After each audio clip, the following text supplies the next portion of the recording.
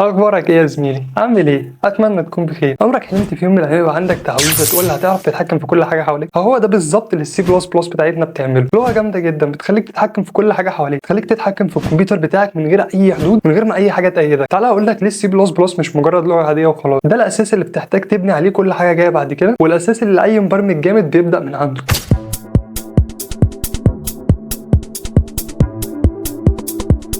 اول ميزه معانا بقى في السي بلس بلس ان هي وايد يوزد. يعني ايه وايد يوزد يا يوسف؟ هقول لك انا، هي موجوده معانا من اول الالعاب اللي بنلعبها زي ببجي لحد الانظمه الكبيره بتاعتنا زي الويندوز مثلا. السي بلس بلس داخله في كل مجالات حياتنا، موجوده في كل حاجه. يعني انت لو اتعلمتها هتلاقيها في شغلك، في مشاريعك، في الجامعه بتاعتك، موجوده في كل حاجه حواليك. تاني ميزه معانا بقى ان هي فيري فاست. يعني ايه فيري فاست؟ تعالى انا احكي لك. تخيل كده لو في ايدك تعويذه، التعويذه دي هتقرر لك مصيرك. اكيد لازم هتختار تعويذه كده تبقى سريعه جدا وبتتنفذ بسرعه عاليه. هو ده بالظبط اللي السي بلس بلس بتاعتنا بتعمله. عندها سرعه تنفيذ عاليه جدا، فبندخلها في البرامج بتاعتنا اللي فيها مثلا 3 دي، فيها انيميشن، فيها شغل جرافيك عالي. الالعاب بتاعتنا اللي فيها التقيله اللي احنا بنستخدمها او بنلعبها، في الاخر كده الحاجات اللي محتاجه قوه معالجه بندخل فيها السي بلس بلس بتاعتنا عشان سرعه التنفيذ بتاعتنا.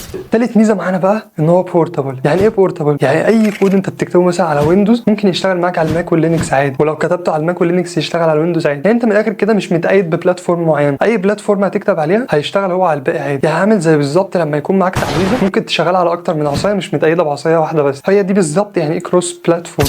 رابع حاجه بقى معانا ان هي بتدعم حاجه اسمها البوينترز. ايه رايك لو قلت لك ان انا هدخلك جوه عقل الكمبيوتر وهخليك تتحكم في الذاكره بتاعته بنفسك؟ البوينترز بقى هي دي اللي بتعمل كده في السي بلس بلس، بتديك تحكم مباشر في الهاردوير بتاعك، فبتعرف تتحكم في الذاكره وبتعرف تتحكم في كل حاجه جوه الهاردوير براحتك. خامس ميزه بقى معانا ان هي سترونج لانجويج كفر وات وي نيد. يعني ايه يا معلم؟ يعني السي بلس بلس فيها كل حاجه انت محتاج تتعلمها في الاساسيات، من بوينترز، اللوبز، الاري، الفانكشن، كل حاجه انت محتاجها موجوده جواها. يعني انت ممكن في الاول كده تبدا بكود صغير، بعد كده تبني على الكود الصغير ده انظمه ضخمه جدا وتبدا تعلي في الكود بتاعك لحد ما توصل للنظام اللي انت عايز تعمله. يعني من الاخر كده السي بلس بلس مش مجرد لغه تجارب وبس على كده انا محتاج اتعلم بيها. السي بلس بلس لغه ممكن ابني بيها انظمه ضخمه جدا وبرامج كبيره جدا انا محتاج اعملها.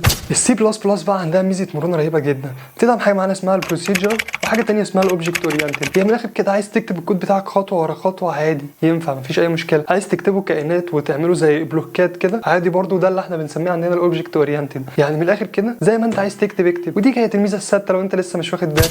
سابع ميزه معانا بقى وان هي ليها ريفرنسز كتير قوي. يعني ايه؟ ليها مراجع كتير قوي تعرف تستخدمها. ممكن كتب، لو فتحت كتب هتلاقي كتب كتير قوي بتشرح عن السي بلس بلس. ليها مثلا لو دخلت على جوجل عملت سيرش عن حاجه معينه هتلاقي اللي انت عايزه. لو دخلت اي كوميونتي مثلا وسالت عن حاجات انت مش عارف توصل لها مثلا هتلاقي ناس كتير قوي بتساعد. فهي ليها مجتمع كبير قوي ضخم حوالينا تعرف تستفاد منه وتعرف تلجأ له وقت ما تحتاج. يعني مثلا تامن ميزه عندنا ان هي مثلا موجوده في الجامعات بتاعتنا بيعلموها دلوقتي كتير.